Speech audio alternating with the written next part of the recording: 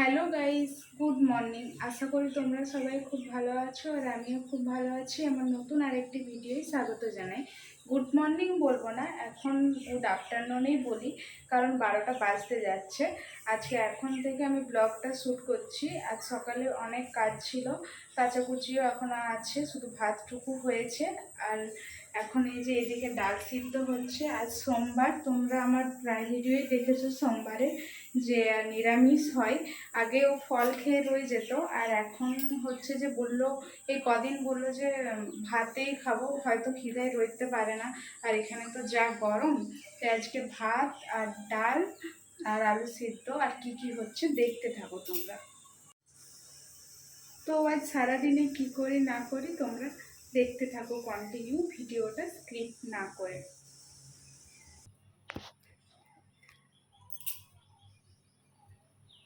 আজকে ডাল আর আলুর চকা হবে। তোমার দাদা হয়তো ওটাই বলেছে আমাকে করে রাখতে, আর চলে আসবে। আজকে জানি না কটায় আসবে, সেদিন তো সানডে ছিল, একটু তাড়াতাড়ি চলে এসেছিল। আজকে কটা বাজবে আমি বলতে পারছি না ঠিক মতো। তো চলো দেখতে থাকুন। এই যে এখন আলুর চোখাটা করে নিচ্ছি, ডালটা তারপরে সাঁতলাবো। আজকে তো তেমন বেশি কিছু রান্না নাই। আর ও বললো পেঁয়াজ ছাড়াই করবো, তার জন্য শুকনো লঙ্কা, নুন আর এই যে তেল দিয়ে করে দিচ্ছি। রিফাইন তেলেই দিয়েছি, ভুলে গেছি সরষের তেল দিতে। ভালো সরষের তেল দিয়ে করলে এটা আরেকটু মানে ভালো লাগতো। চোখাটা জানি না কেমন লাগবে, প্রথম রিফাইন তেল দিয়ে করছি। একটু জিরে দিয়ে দিই বুঝলে, তাহলে ভালো লাগবে। এখানে দিদির সাথে বিকালে গল্প করতে করতে আমার পেঁয়াজ টমেটো বাটা সব রেডি করা হয়ে গেছে। এইদিকে আলুটা শুধু কাটা আছে। ভাবছিলাম ব্রেড পরোটা করব, কিন্তু মনে হয় হবে নি, কারণ হচ্ছে যে এটা তো রবিবারের ভিডিও হলো নি আমার ব্রেড করা। আজকে ভাবছি করব। আর এখানে ডালটা সাতুলে নেবো। ডালটার জন্য এখানে কড়াইতে শুকনো লঙ্কা জিরা দিয়েছি, আর কিছু দিইনি। আজকের ডাল আর আলুর চোখাটা কি বলবো, মানে জাস্ট ওয়াও হয়েছিল, কি বলবো, দারুণ লাগছিল ডাল আর আলুর চোখাটা। আর এখানে আমার সব রেডি। দই একটু নিয়েছি, ভাবছি দই খাবো। এখন দই খাবো আমি। তারপরে এখানে বাথরুমে কটা জামা প্যান্ট আছে, কেচে নেবো, যেখানে আছে। তারপরে আর এখানে আরেকটা চাদর রাখা আছে, দেখতে পাচ্ছ নাকি জানি না, এটা তারপরে ভিজতে দেবো। তাহলে আমার কাজ শেষ, আর রান্নাঘরটা পরিষ্কার করলে হবে। তারপর তোমার দাদা ভাই আসুক, তারপর তোমাদের সাথে দেখা হচ্ছে। এই যে তোমার দাদাভাই অনেকক্ষণে চলে এসছে, তখন আর ভিডিও শ্যুট করিনি। ও তো ঘেমেলে একদম অস্থির, আর আমারও প্রচুর খিদে পেয়েছিল, অত কাজ করে আর ভালো লাগেনি। ও আসতেই স্যারট ট্যারট তো আমি কেটে রেখেছিলাম, ওকে আমগুলো আনতে বললাম, না আমগুলো আমি আনলাম। আর এখানে পেঁয়াজ টমেটো বিকালের আর ভিডিও শ্যুট করিনি, এগুলোই শ্যুট করেছি। এত খিদে পাচ্ছিলো, খেয়ে দিয়ে ঘুমিয়ে পড়েছিলাম। তারপরে বিকালে এগুলো সব রেডি করে তো দিদি ফোন করেছিল আমাদের বাড়ি থেকে, তার সঙ্গে কথা বলছিলাম। ফোনে কথা বলার পর এগুলো একটু রেডি করে নিয়েছিলাম। ততক্ষণে রুম টুম তো আমার কিচ্ছু গোছানো হয়নি। আজকে তোমাদেরকে বললামই, একটা নতুন দিদি এসছে, নতুন নেই, ওনার সাথে আমার পরিচয় হয়েছিল, তারপর উনি বাড়ি চলে গেছিলো। তারপরে এসছে যে দুটো দিদির সাথে পরিচয় আছে, তারা দুদিন খাবার দিয়েছিলো। তাহলে আমি ভাবলাম আমি রাত্রেরটা দিই আজকে। তো পনির তো আমি মোটামুটি ভালোই শিখে গেছি, তাহলে ভাবলাম পনির দিই।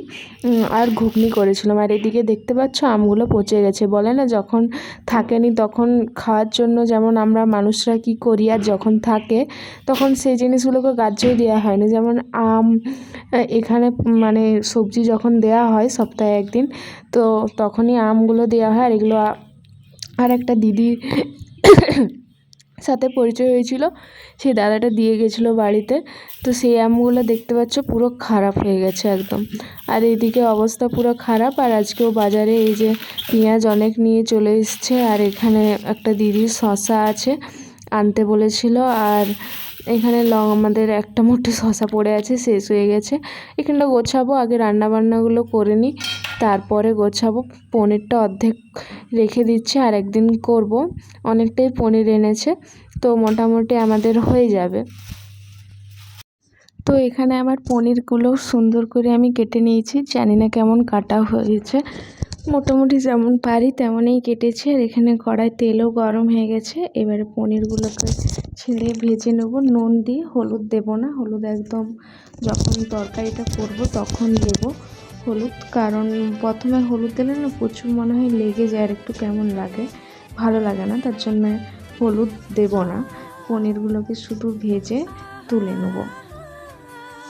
এখানে তো আমার পনির ভাজা কমপ্লিট।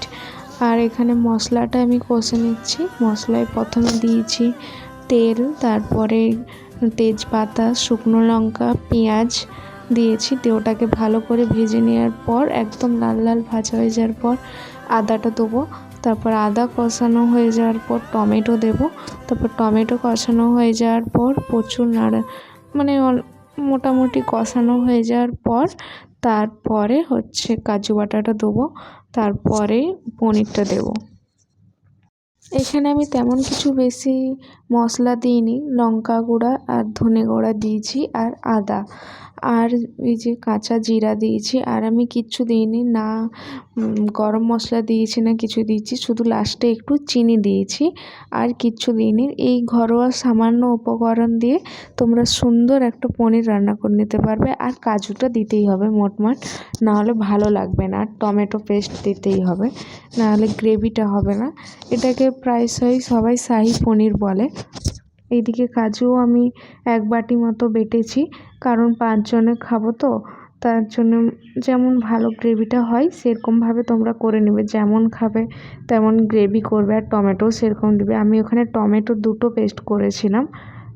আর এখানে এই যে সব দিয়ে দিচ্ছি মশলা।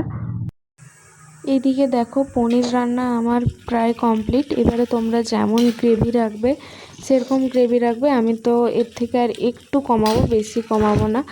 তো যাই হোক, এদিকে পনিরও আমার হয়ে গেছে, ঘুগনিও হয়ে গেছে, ঘুগনি সাজানোও হয়ে গেছে, রুটিও আমার হয়ে গেছে। এই যে পনিরগুলো মাশরুমের বাটিয়ে রেখেছি, তারপর ওই দিদিদেরকে দিয়ে দেবো। আর দিদিটাকে বলেছিলাম তোমাদের কিছু টিফিন বাটি আনতে, আমার তো সেরকম কিছু নেই না, কারণ পড়ে যাবে বাটিগুলো মনে হচ্ছে ঘুগনিটা। তারপরে দিদিটাকে ফোন করেছিলাম, তখন বলল ঠিক আছে আমি এখন একটু ব্যস্ত আছি, যাচ্ছি, তখন তো আমাকে আমি বাটিগুলো দিয়ে দেবো। দিয়েছিল দিদি। আর এদিকে আমার প্যাক করা পুরো কমপ্লিট। তারপরে দিয়ে দেবো দিদির নিচে হাতে। তারপরে আমিও একটু হাঁটা চলা করবো, মানে দিদিদের সঙ্গে ঘুরবো, একটু হাঁটবো। তারপরে হেঁটে আসার পরে যে একা একা বসে গেছি খেতে।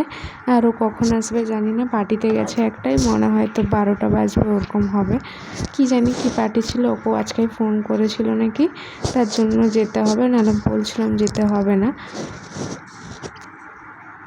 এইদিকে একা একাই খেতে হচ্ছে এখন আমাকে, কি আর করব। নিজের রান্না নিজেই বলছি, কিন্তু তরকারিগুলো জাস্ট ওয়াও হয়েছিল।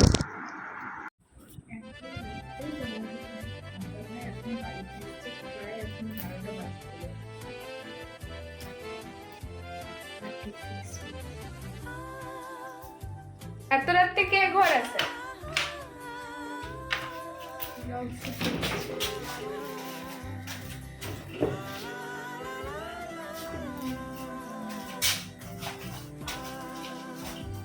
খেয়েছো কি? মুখ লাল হয়ে গেছে।